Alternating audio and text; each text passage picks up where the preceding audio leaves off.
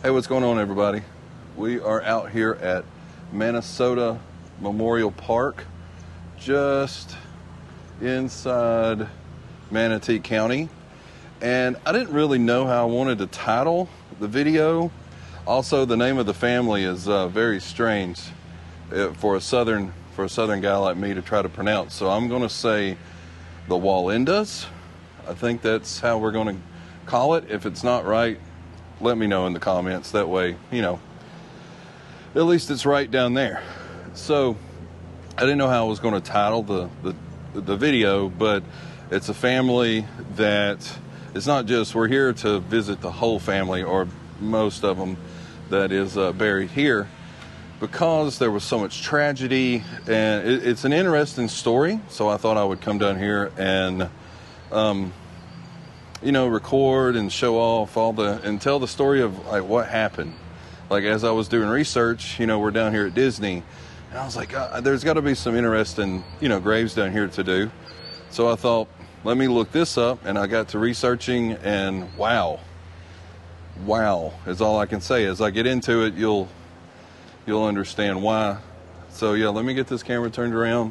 But before we do, let me get the ad out of the way and say, if this is your first time here, welcome. I hope you enjoyed the channel. If you do, please consider liking, subscribing, sharing, doing all those things. And if this isn't your first time here, hey, welcome back. I hope you enjoyed the video. I always try to get that stuff out of the way in the beginning because of, the algorithm. Let me give you guys some light. That way, we like it and we share it and all that. So YouTube's like, hey, people like it, and it spreads it. All right. That's the only reason I do it. But yeah, this is a very unique, here. See how it's like a rotunda. I'll show you one thing before we get started. I find anything with gates and as long as a man's name remains on the face of the earth, he is immortal. So yeah, let's get this camera turned around. Let's tell the story. We'll find the graves. We'll talk about the tragedy and everything else. Oh, and a public service announcement. I may put the video in that I'm referencing some of the tragedy. And we're not going to go all the way to the bad part. I'll freeze it probably right when, like, we're going to, if I don't put it in, I'll put it in the description. I'll put that in if I do put it in the description, I'll let you guys know right here. But, yeah, we're going to witness a guy's last moments, I guess, alive, right? So yeah, let me get the camera turned around. Let's talk about it and let's get it going. So they are cutting grass today. That's why I'm trying to stay, out of the site, because it'll really drown out what's going on. But we're going to walk. Find a Grave has got them right over in here, but that's where they're cutting the grass. So we're going to walk that way, and we'll talk a little bit about them as we walk, okay? All right, so the Flying Wallendas. Karl Wallenda was born in Germany in 1905 to an old circus family, and he began performing at the age of 6. And in 1922, Karl put together his own act with his brother Herman, Joseph, and a teenage girl, Helen, who eventually became his wife. Well, they're cutting over there too. So let's walk in between over here.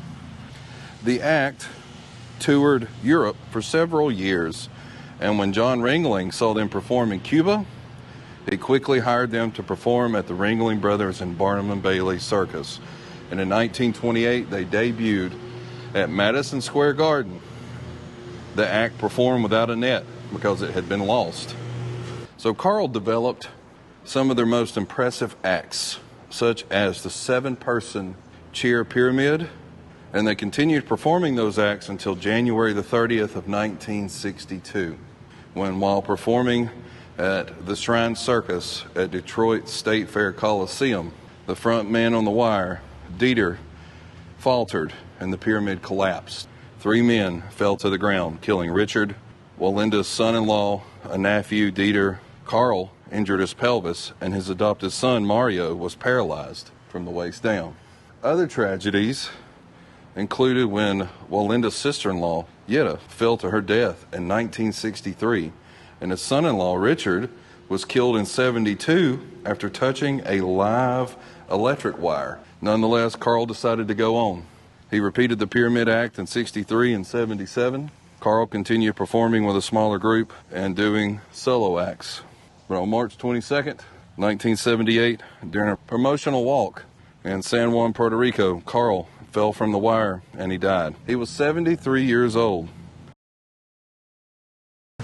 There it is, right here. See, look. There's Carl.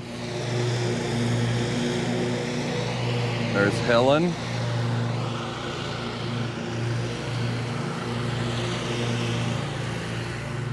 And there's Rita. And there's Mario. The one that we heard was paralyzed.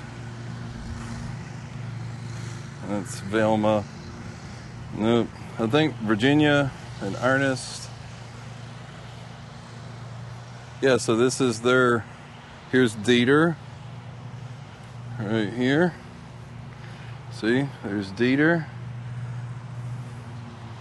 And then Mario, Linda, Richard, and Jenny.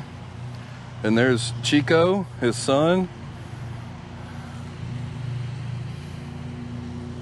And that's the lot right there to over there and back.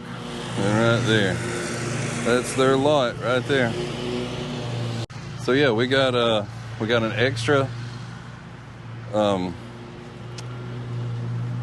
we got a Ringling Brother. That was pretty cool. And then we've got the circus family right there.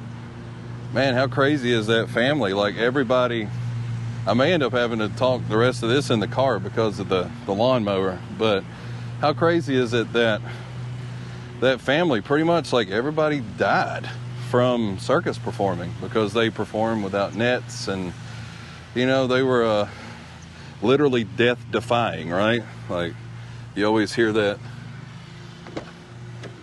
you know, it's a death defying act. Like literally that family's the one that embodied 100% of that. I think he's gone far enough away. So yeah, thanks for watching. I hope you enjoyed the video. If you did, you know, like I said earlier, like, subscribe, share, all that stuff, right? The merch, any way to help is down in the description, all that good stuff, right? So thanks. I hope you liked some of the Disney videos that's come out. Yeah, more to come. I hope you enjoy it. Ringling Brother, a high wire act family where most of them all died from being high wire act, death defying. So thank you, and you know what? You never know what you're going to find on the back roads. I'll see you guys next time.